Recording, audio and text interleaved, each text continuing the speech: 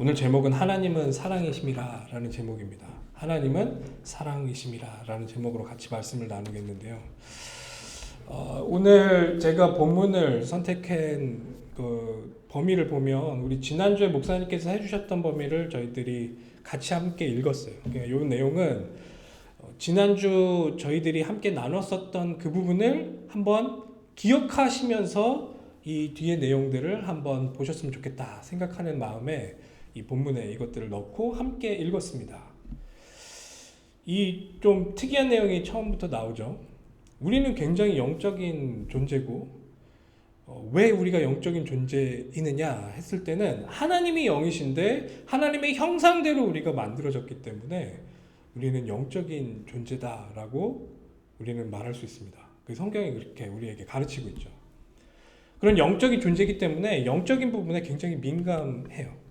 그리고 영적인 것 안에서도 이 성경 기자는 분명하게 분별해야 될 것이 있다라고 우리들에게 가르치고 있어요. 그냥 아무거나 영적인 거라고 다 받아들이지 말라는 거예요. 특히나 교회 안에서 가르침들이 있고 교회 안에서 서로 나눠지는 그런 말들이 있습니다.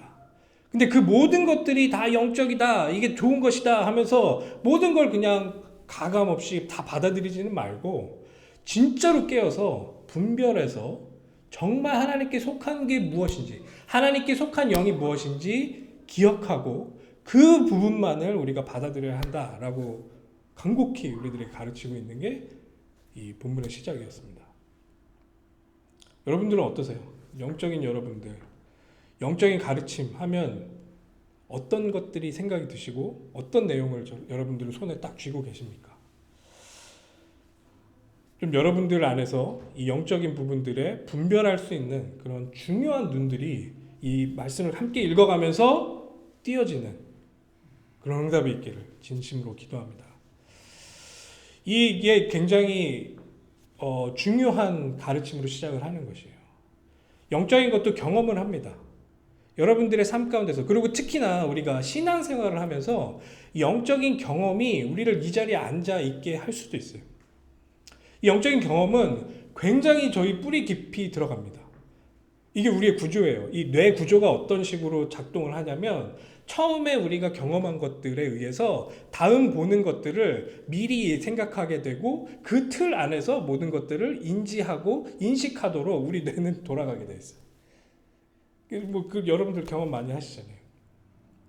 좀 약간 재밌는 그런 걸 봤는데 우리가 외국에 나가서 그 어떤 만약에 호텔 들어갔다. 근데 그 호텔에 대해서 좀 약간 안 좋은 경험이 있어서 그거를 인터넷에다가 우리가 만약에 댓글을 남긴다, 리뷰를 남긴다 했을 때 한글로 리뷰를 남겨도 그 사람들이 그거를 구글 트랜슬레이트 해가지고 다 알아듣는다는 거예요.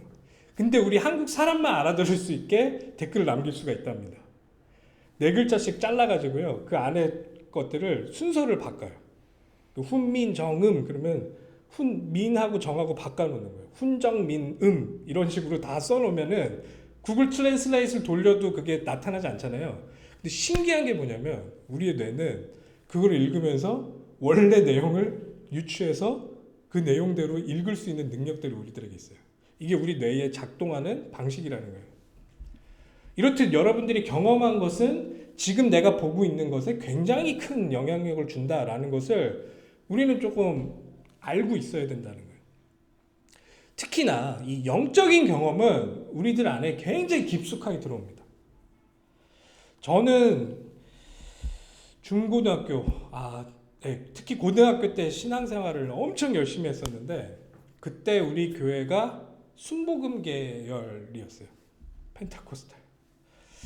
그러니까 저는 기도를 엄청 했었습니다. 기도를 딱 시작하면 목이 안 쉬면 기도한 것 같지가 않았어요. 와 막 소리 지르면서 목이 쉬도록 기도를 하고, 그리고 그렇게 왜 이렇게 허벅지를 치면서 기도를 했는지 모르겠어요. 고등학교 때 무릎 꿇고 막 이걸 치면서 찬양하고 기도하고 하면서 여기에 좀 약간 멍이 들어줘야 오늘 기도 좀 했다 이렇게. 당연히 방언 받았고요. 당연히 산기도 많이 했고 나무 뿌리 좀 뽑았습니다. 고등학교 때. 근데 그게 그렇게 경험을 하니까요. 그게 제 신앙생활에 어마어마하게 영향을 주는 거예요. 처음에는 제가 어렸을 때 그렇게 신앙생활을 배우다 보니까 그 틀로 모든 사람들을 보면서 교회가 어떻게 돌아가야 되냐, 교회 안에서 우리가 신앙의 생활을 어떻게 해야 되냐 했을 때 그거부터 생각이 나요. 아, 뭐가 좀 안 풀리는 것 같고 안 되는 것 같아. 그럼 바로 기도 들어갑니다. 들어가서 막 소리 지릅니다. 으악 하면서 하나님 주시옵소서 하면서. 근데 이게 참 영적인 것이고 영적인 경험이어서 저를 뭔가 이렇게 모티베이트 하는 것 같고 굉장히 저한테 힘을 주는 것 같은데 이게 점점 메말라가는 것들을 또 동시에 체험하게 됐었어요. 그런 부분들이. 그리고 제가 제일 그걸 하면서 힘들었던 게 뭐냐면 그렇게 기도를 하면서 굉장히 율법적으로 저를 압박했었거든요. 그래서 가요도 들으면 안 되고 드라마 어디 드라마를 지금 그 시간에 성경을 보고 고등학생이. 근데 이렇게 나에 대한 규율을 세워서 하나님 앞에서 신실하겠다, 나는 이런 식으로 하나님 앞에서 기도도 많이 하고 영적인 그런 모든 행동을 하면서 하나님을 위해서 이렇게 하겠다라고 했는데 결과치가 뭐였냐, 내 그런 경험의 임상으로 인해서 나와진 결과치를 여러분들에게 보고를 해드리면 정죄하는 눈이 제 안에서 굉장히 커졌다라는 게 그것의 결과치였어요. 이 말은 뭐냐면 제 옆에 있는 친구가 나는 기도를 4시간 했는데 쟤는 2시간밖에 안 했어. 저거 2시간밖에 안 해서 저거 신앙생활 어떻게 하는 거야. 이렇게 싹 보이는 거야 그게. 그리고 가요를 들어? 어디 지금 가요를 들어? 수요 예배를 빠져? 어디 지금 수요 예배를 빠져 막. 이게 나를 계속 바라보는 거 안에서 끝나면 좋은데 지금 내가 하고 있는 그 행동이 나의 기준이 되기 시작하면서 그것으로 남들을 비교하고 남들을 정죄하는 눈으로 그게 점점 저를 바꿔가더라는 거예요. 그렇게 신앙생활 하다가 다음에는 말씀에 빠지기 시작했어요. 말씀에 빠지는 거 좋은 영적인 흐름이잖아요. 근데 이게 말씀을 너무 깊이 있게 빠진 거예요. 말씀이 우상이 됐어. 이게 무슨 말인지 여러분들 좀 이해를 하셔야 돼요. 그리고 조금 이해를 하시는 분들은 있을 수 있어요. 말씀을 기가 막히게 설명하고 기가 막히게 우리들에게 딜리버리 해주시는 그런 목사님들 설교를 엄청나게 듣는 거예요. 근데 그거 들을 때마다 막 이 안에서 뭔가 깨달아짐이 오니까 와, 이런 영적인 체험을 내가 계속했으면 좋겠다. 그러니까 일상생활하고 뭐 어디 이동하고 할 때는 귀에 항상 저는 설교 테이프 듣고 그러고 돌아다녔어요. 한 테이프를 막 100번씩 듣고 그 말씀 안에 그 오묘한 그 맛을 느끼겠다고 계속 그 설교를 계속 깊이 있게 듣기 시작하는 거예요. 성경을 제가 직접 읽진 않아요. 목사님 설교를 듣는 거예요. 왜냐하면 그 목사님이 너무 저한테 설명을 잘해주니까 그 경험이 저한테 또 싹 들어오기 시작한 거예요. 그러면서 이걸 또 옆에 친구들한테 전달하기 시작하는 거예요. 너 말씀 들었냐? 너 몇 번 들었어 그거? 오늘 주일 설교 그 목사님이 나에게 그 주일 설교를 해줬는데 일주일 내내 그 설교 몇 번 들었니? 뭐 이런 거를 가지고 서로 막 점검하고 같이 이야기하고, 이게 여러분들 지적으로도 뭔가 깊이 있게 깨달음이 오면 그때 나오는 그런 카타르시스가 있습니다. 그리고 그런 말씀을 통해서 그 뭐 언변이 좋으신 분들 있잖아요. 그런 분들의 그런 말 안에서도 뭔가 막 이 안에 꽉 찬 그런 기분이 드는, 그런 뭔가 깨달음이 내 안에 계속 축적되는 것 같은 그런 생각들이 여러분들 안에 영적으로 체험이 될 수 있어요. 분명하게. 근데 이게 점점 너무 심해지는 거 있죠. 말씀 듣고 설교에 대해서 생각하고 하는 거 좋잖아요. 그런데 이게 또 어느새 내 안에서 변질되기 시작하면서 우상이 되기 시작하는 거예요. 그러면서 이거 없이는 내가 뭔가를 못하는 것 같이 생각이 드는 거예요. 말씀을 들을 때 오는 깨달음이 좋지, 하나님의 사랑이 내 안에서 계속 흘러넘치거나 그게 고양되거나 그걸로 인해서 사람들과 관계하는 그런 모습들은 나타나지가 않는 그런 저의 현상을 확인했다는 거예요. 영혼의 변화가 없는 거예요. 뭔가 지식은 쌓이는데 영혼의 변화가 없어요. 근데 이것도 굉장히 영적인 것이기 때문에 깊이 있게 들어가기 시작하면 한두 끝도 없이 깊이 있게 들어간다니까. 계속 뭔가를 더 깨닫고 싶어 하고.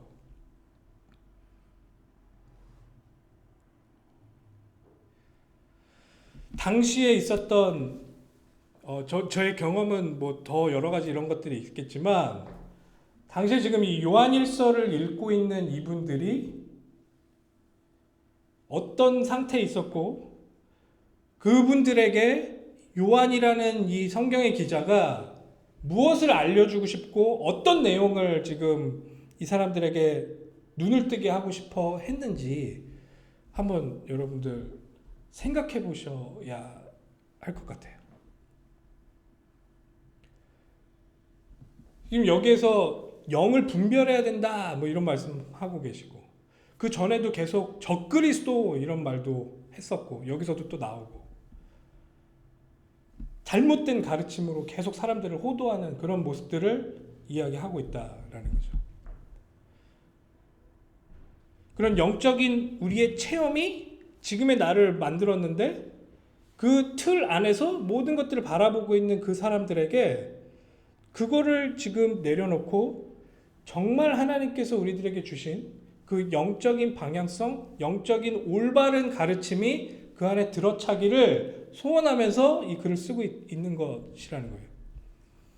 이 당시에는 굉장히 이상한 가르침들이 많이 있었습니다. 여러분들 많이 들어서 아시겠지만, 혹시 이건 조금 생소한 그런 단어일 수 있는데, 가현설 뭐 이런 걸 들어보신 적 있으신가요? 가현설.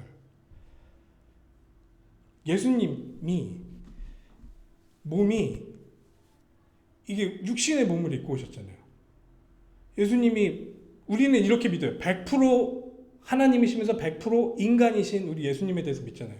근데 어떤 부류는 이 육신 보니까, 내가 보니까 이 육신은 굉장히 죄에 쉽게 오염되고 빠질 수 있는 굉장히 더러운 것 같은 그런 생각이 드는 거예요. 근데 어떻게 감히 우리 하나님이신 예수님이 이 육신의 몸을 입고 올 수 있냐. 육신의 것은 다 악한 것인데. 이런 잘못된 헬라적인 사상이 들어가서, 예수님 그분은 하나님이시지 우리 인간 같은 육신을 입고 온 분이 아니야 라는 그런 가르침이 그 안에서 있었어요. 그래서 뭔가 영적인 부분만을 강조하면서 그런 체험들, 혹시 아니면 그런 깨달음들을 통해서만이 뭔가 영생에 다다를 수 있고 이 복음을 우리가 깨달을 수 있는 것이다 라는 그런 가르침을 계속 주고 있던 그런 부류의 사람들이 교회 안에 있었단 말이죠. 그 사람들도 열심히 하려고 했어요. 뭔가 그 안에서 더 깊이 있는 것들을 찾기 위해서 노력을 했었어요. 그런데 올바른 것이 아니었기 때문에 그 결과치가 이상하게 나오기 시작했단 말이죠. 그러면 그걸 어떻게 분별할 수 있고, 그 안에서 올바른 것을 어떻게 우리가 쥐고 올바른 것은 무엇이냐라고 했을 때 계속 강조하면서 우리들에게 설명하고 있는 컨셉이 여러분들 본문을 읽으시면서 느끼셨을 거예요. 지금 여기에서 가장 많이 사용된 단어가 어떤 단어입니까? 지금 우리가 읽었었던 이 본문 중에 요한이 가장 많이 사용한 단어가 어떤 단어예요? 사랑. 맞습니다. 정확하게 읽으셨네요. 사랑이라는 단어를 막, 사랑하는 자요, 사랑해라, 사랑 계속 사랑에 대해서 이야기를 하고 있죠. 이 사랑이라는 단어를 통해서 이 사람들에게 지금 이 영적인 가장 중요한 분별력을 점검할 수 있는 크라이테리아, 그 인덱스, 그러니까 이거를 확인할 수 있는 체크리스트를 우리들에게 제공하고 있다. 이렇게 이해하시면 돼요. 근데 그렇게 제공하고 있는 것의 핵심적인 단어가 사랑이라는 거예요. 이 사랑이 드러나고 있느냐, 이 사랑이 우리들에게 체험되고 있느냐, 이 사랑이 우리들로 하여금 지금 오버플로우 하고 있느냐라는 것이 영적인 것을 점검하는 데 있어서 가장 중요한 핵심적인 크라이테리아라는 것이에요.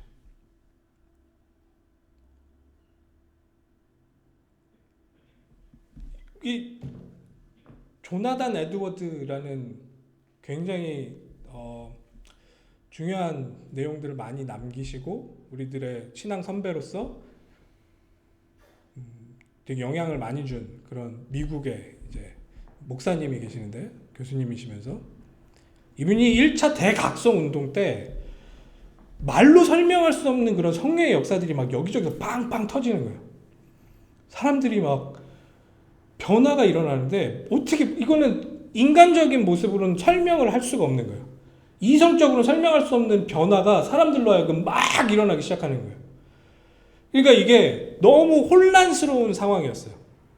이게 과연 뭐가 올바른 거냐라는 것에 대해서 사람들이 이걸 구분할 수 없는 그런 상황에 있었는데, 이분이 요한일서 요 4장 그리고 요한일서 전체 내용을 가지고 그 기준을 만들어서 사람들에게 설명하기 시작했어요.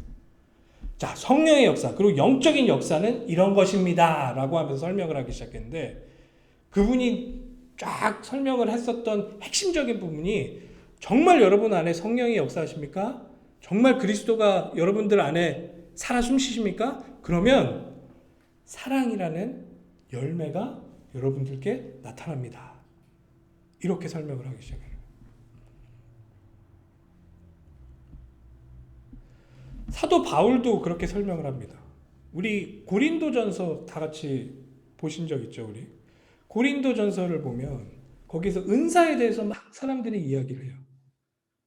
은사에 대해서 계속 이야기를 하는데, 방언을 해야 된다, 말아야 된다, 예언을 해야 된다, 말아야 된다, 여러 가지 이야기를 하는데, 자, 다 좋은 거고 중요한 건데, 이것을 올바른 것으로 우리들로 하여금 인식하게 하는 기준이 여기 있습니다 하고 설명을 한 게 13장에, 고린도전서 13장에 나타난단 말이죠. 모든 걸 하는데 그 안에 뭐가 빠지면 꽹가리 같다고요? 사랑이 빠지면 꽹가리라고. 그거 아무짝에도 소용없는 거라고 그렇게 설명을 한단 말이죠. 이게 기준이 사랑이라는 거예요. 여기에서 시작된다는 거예요. 그걸 기준으로 놓고 모든 것들을 점검해야 된다는 거예요. 그걸 가지고 모든 걸 시작해야 된다는 얘기예요. 제 친구 중에 한 명이 어렸을 때는 성당을 열심히 다녔던 친구가 있어요. 그러다가 뭐 지금은 완전 무신론자입니다. 신 같은 건 없다, 이렇게 자기 자신을 믿고 열심히 살아가는 그런 친구인데, 근데 이 친구가 이태리에 여행을 갔다 왔는데, 제가 이제 이런 공부를 하고 있는 걸 아니까 저한테 굉장히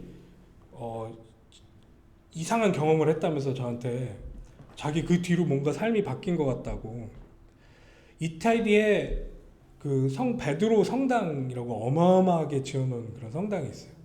그걸 얘는 관광지니까, 관광지라서 거길 간 거예요. 관광지라 들어갔는데 얘는 굉장히 남자다운 애거든요. 근데 자기가 어떻게 설명할 수 없는 그런 감정이 몰려오면서 눈물이 막 쏟아지기 시작하더래요. 그 성당에 딱 들어갔는데 완전 오버웨엄된 거예요. 그 분위기에 압도돼가지고. 그 분위기에 압도돼서 그 안에서 그런 좀 뭔가 영적인 체험을 한 거예요, 얘가. 그러면서 얘가 막 자기 인생이 변화됐다고 막 이런 이야기를 했었는데, 분명히 그런 경험을 우리는 할 수가 있어요. 우리는 영적인 존재고 우리 안에는 영적인 걸 담을 수 있는 그런 그릇들이 있기 때문에 그런 영적인 체험들이 분명히 존재를 합니다. 근데 그 성당 안에 들어가서 잘 만들어지고 어마어마하게 만들어진 그런 성당 안에 들어가서 눈물을 흘렸다라는 거 하나만으로 내가 굉장히 깊이 있는 영적인 체험을 했고 이것으로 내가 하나님을 만났다라고 우리가 설명할 수 있는가? 그럴 수도 있고 아닐 수도 있다. 여러 가지 장치를 통해서 우리들은 그런 경험을 하도록 하기도 하고 경험을 하기도 합니다. 근데 그런 모든 영적인 경험들, 그리고 내가 영적인 그런 깨달음, 여러 가지 것들을 이게 정말 하나님의 영으로부터 온 건지를 어떻게 확인하냐? 한 가지 기준, 사랑이라는 걸로 확인을 해야 된다는 거예요. 그러면 여기까지만 이야기를 하면, 아, 그렇지, 사랑해야지. 우리 그 신학의 한 부류 중에 해방신학이라는 게 있어요. 해방신학.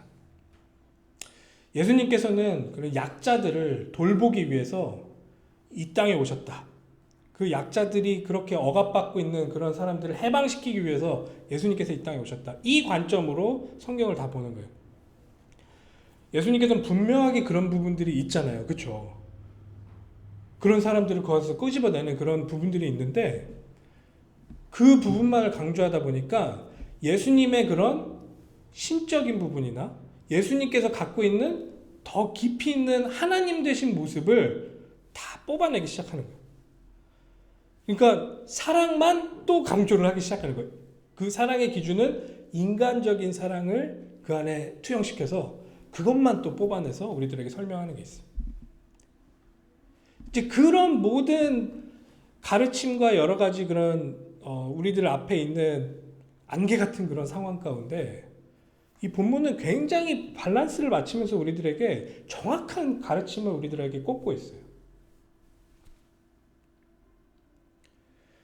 사랑이 굉장히 중요한 기준이다라는 건 여러분들 우리가 성경을 통해서 조금 이해를 하셨을 것 같아요. 그래서 정말 사랑이 중요하구나. 그러면 그 사랑이 어떤 사랑인지에 대해서 오늘 본문을 통해서 확인하면서 마무리를 하죠. 4장 8절입니다. 4장 8절 한번 같이 읽어가면서 12절까지 읽으면서 우리가 한번 생각을 정리해보죠. 우리들의 여러 영적인 경험들이 있지만 그 안에서 이 모든 것들이 정말 하나님으로부터 왔는지는 사랑을 통해서 아는데 그러면 그 사랑의 실체가 뭐냐 했을 때 8절부터 이렇게 설명합니다. 7절부터 같이 보죠. 7절부터 사랑하는 자들아 우리가 서로 사랑하자. 사랑하는 자들아 우리가 서로 사랑하자. 사랑은 하나님께 속한 것이니 이 사랑의 본질은 하나님으로부터 왔다라고 설명하고 있어요. 다른 곳에서 시작된 게 아니고 다른 곳에서 뭔가 창조된 것이 아니고 하나님으로부터 시작된 것이 사랑이다 라고 이야기하고 있어요. 사랑하는 자마다 하나님으로부터 나서 하나님을 알 수 있다 라고 이야기하고 있어요. 좀 더 자세하게 들어가 봅니다. 8절입니다. 사랑하지 아니하는 자는 하나님을 알지 못하나니.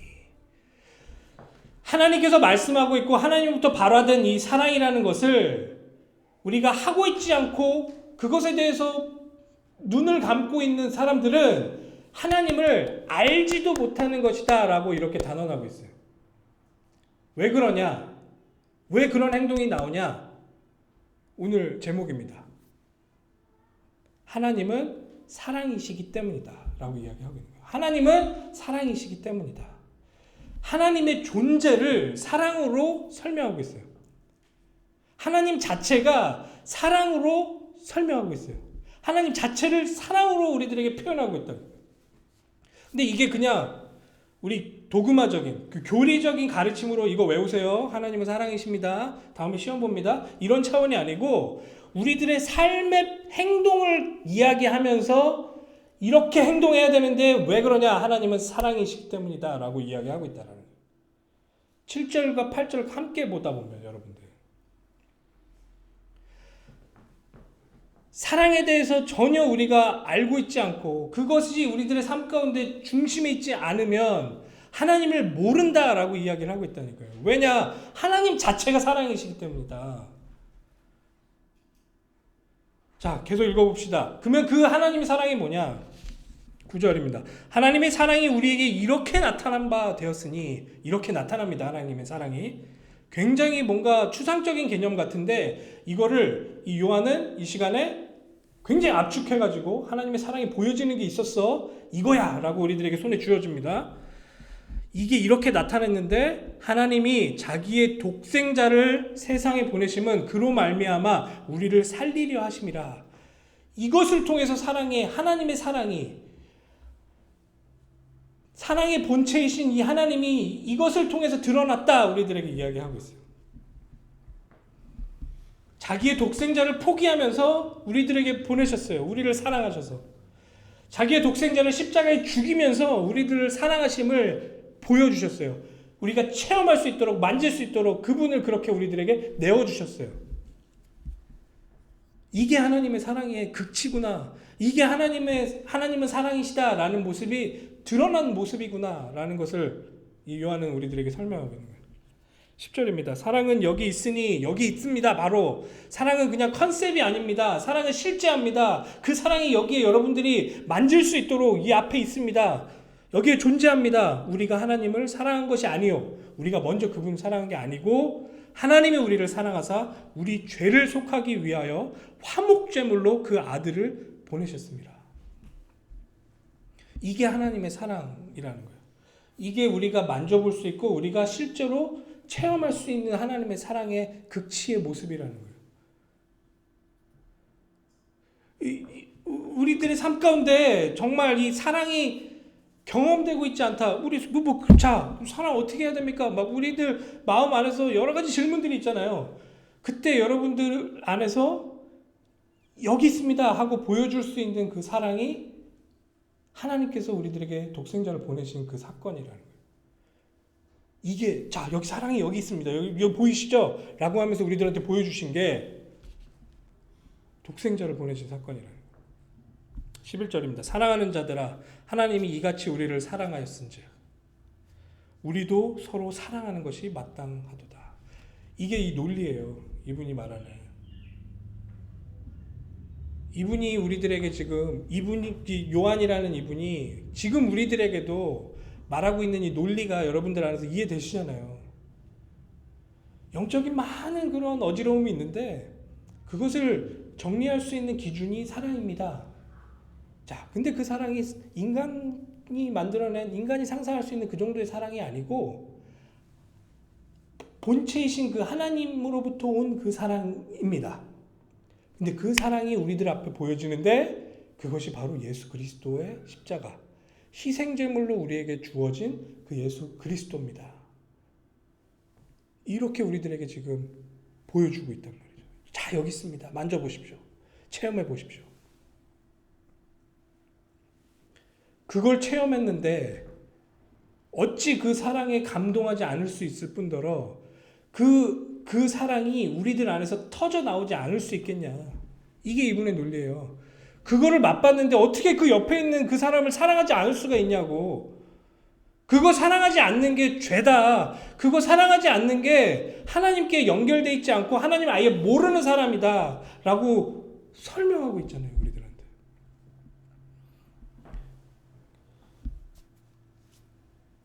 이 공동체를 통해서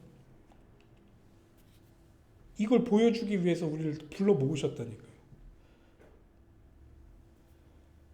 이태리에 있는 그런 놀라운 성당을 지으라고 우리를 여기 불러 모은 게 아니고 막 방언하는 것들을 사람들한테 보여줘가지고 그 사람들에게 뭔가 신비한 모든 그런 마술적인 것들을 보여주려고 우리를 여기에 모은 게 아니고 인간적인 그런 사랑만을 우리가 막 어떻게든 해보려고 희생적인 그런 것들만 보여주려고 여기에 모은 게 아니고 이 독생자의 사랑을 체험해서 그 사랑으로 말미암아 죽기까지 서로 복종하고 서로 세워나갈 수 있는 그런 공동체로서 그 참 하나님의 사랑을 보여주기 위해서 우리를 모으셨다니까요. 또 그거를 체험할 수 있도록 우리를 부르셨다. 이게 우리들한테는 이 말씀을 통해서 심어야 될 아주 중요한 기준이라는 거죠. 12절입니다. 어느 때나 하나님을 본 사람이 없으되 만일 우리가 서로 사랑하면 하나님이 우리 안에 거하시고 그의 사랑이 우리 안에 온전히 이루어지느니라. 이 사랑을 행하려고 할 때 우리들 안에서 체험된다니까. 지금 그렇게 설명하고 있어요. 그 하나님이 보여진다니까요. 우리가 이렇게 서로 사랑할 때.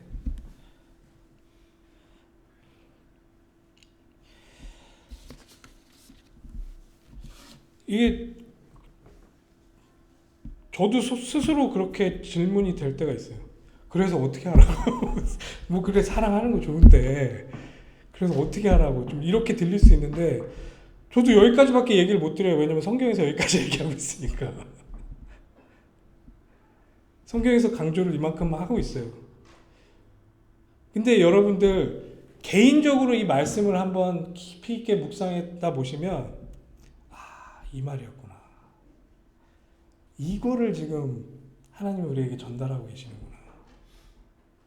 이 말씀을 통해서 이거를 우리들에게 회복하고 계시는구나. 이게 개인적으로 여러분들 안에 풀어진다니까요. 그렇게 되셔야 되는 거예요.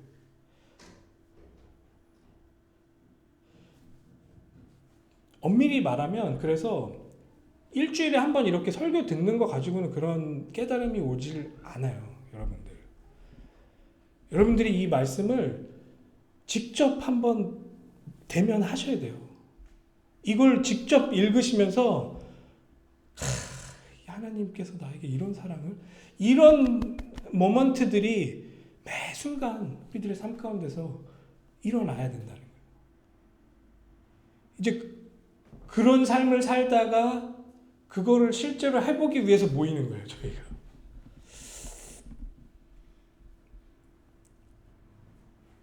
교회는 그거 하라고 모아놓은 겁니다. 다른 뭐 사역, 일, 뭐 이런 거 하라고 하나님이 교회 만드신 거 아니에요.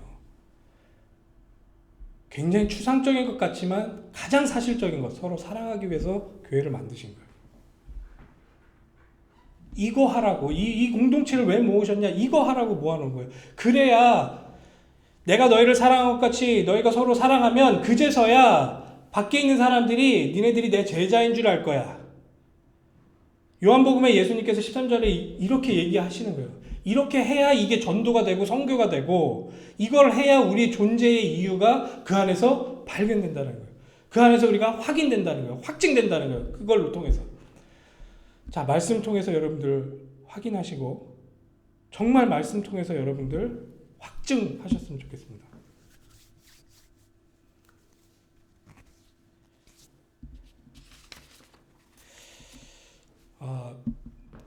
하나님의 사랑이 우리들 안에서 매 순간 체험되게 될 줄 믿습니다. 그거에 감격해서 서로 나누는 그 사랑을 나누는 그런 우리 공동체가 되기를 다시 한번 기도합니다. 기도하겠습니다.